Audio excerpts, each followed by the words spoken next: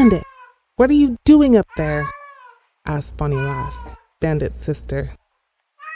Rosie named him Bandit because she had always felt that behind the blue-gray eyes of the beautiful feline rests the mind of a true criminal. I'm sending down the bobbins. Again, one by one, bobbins and spools go catapulting down to the floor. Hey, watch what you're doing, says Bonnie Lass. Bonnie jumps, trying to grab each bobbin that falls. Some she bats away from the direction of her head, and others she tosses to the kittens standing, meowing behind her. It's always the pretty ones, sneers Bonnie Lass. Oh, zip it, Bandit scowls, remembering that Rosie would always say that as she cleaned up her underthings drawer. Rosie would watch the amusing trot of Bandit's back legs hurrying past her as she sat quietly on the terrace, bras and underwear in his wake. Why don't we go and look outside for more food? Bonnie asks. I'm sure we can find mice under the house.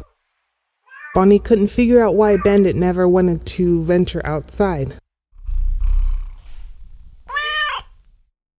You are so attached to the old woman.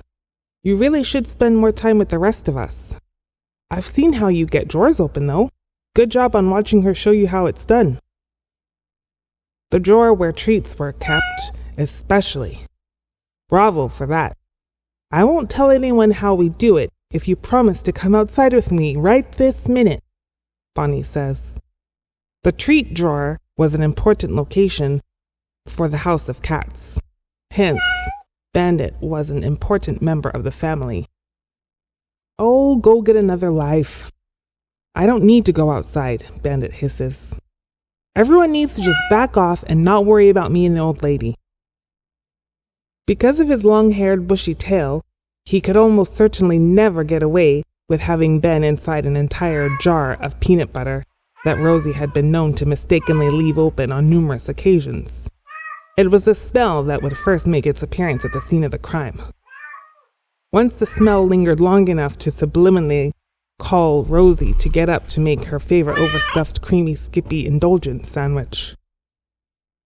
The actual suggestion of hunger would be revealed for what it truly was, a delicious note in the air of a jar confiscated. Bonnie, let's head upstairs, Bandit meows with a twitch of his gorgeous tail. There may be some peanut butter up there from when Rosie was eating. That was weeks ago, Bandit, Bonnie shrieks. Something's not right. How can you not see it? She's like Pyle now. The food upstairs is gone. Everyone has eaten it. It's gone. Just like Miss Rosie. What are you talking about, Bonnie? Rosie is not like Pyle. She's fine. She's just resting, that's all. But maybe it was time he had better go outside. This was months ago, but Bandit never forgot where the peanut butter was kept. He jumped to level 4 on the shelves in the kitchen, where he had watched Mama Rosie climb to hide the jars from him. Never let a cat watch you do something you want hidden from it. Get lost! I'm ignoring you, so you just as well head outside with the others, and take the dumb babies with you. He opened the cupboard door with his right paw, only to discover an unopened new jar. He could send it catapulting to the ground now, but he has to try one last thing. Since it had been days since his Mama Rosie had gotten out of her chair to come and feed or water him and all his family fuzz, he had managed to finish all 50 bowls of food throughout the house with everyone else. All the cats who shared in the feasting long since past were now on a mission to eat, especially Hazel. She's an oversized 20-pound Siberian who knew where to find food if there was any to be had. Hazel, do you remember when we put the peanut butter in the upstairs guest room? Asked Bandit. Yeah, replies Hazel. When was it? This past March? It could still be soft and oily, don't you think?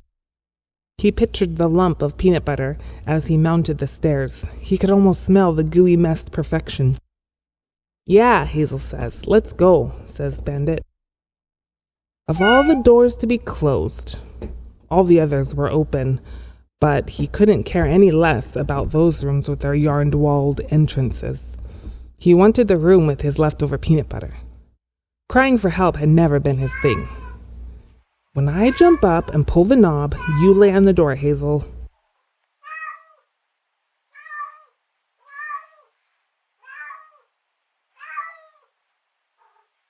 Bandit jumps up and opens the handle of his room after having ventured down to Mama Rosie to see if he could ask her to feed them for what he could only think was the 90th time. Again, the cold stiffness of her legs and strange odor kept him from asking too closely in her face as he usually might have. He was thrilled to see that there were all kinds of creatures perched around his room once he entered.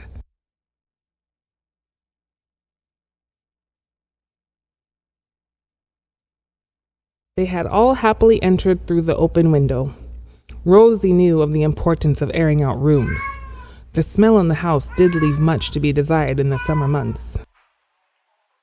"If they've gotten to my peanut butter, there will be beaks and squeaks to pay," Bandit growled.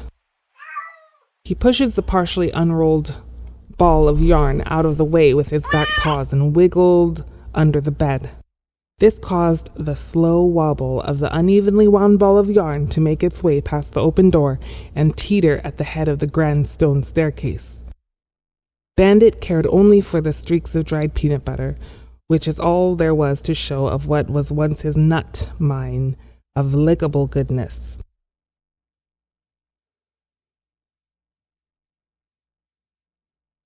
As he began to sniff, he saw a small mouse at the dark end of the bed by the wall and lunged for it.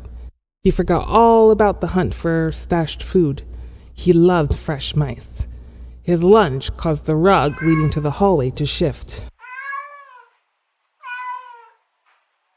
This shift resulted in the ball of yarn making a running bounce down the stairway and out the front door that has been open for days now.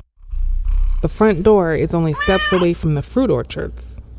The ball of yarn flew past the trees lining the creek and lands stiffly between two mounds of earth. All the fruit and nuts have been long devoured by insects and rodents in Bird's family.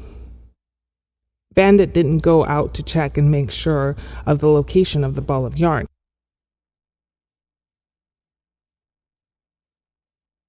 He had decided to never leave the house, nor is he the type of cat to play with dumb balls of string. He's not really into balls of any kind, actually. He's beyond them. He lets the other kittens play with them. They like running around the inside gardens and the outside ones. He should never like to get that dirty, he thinks. "Run and play in the orchards with your dumb ball of string. I don't care. I miss the mouse.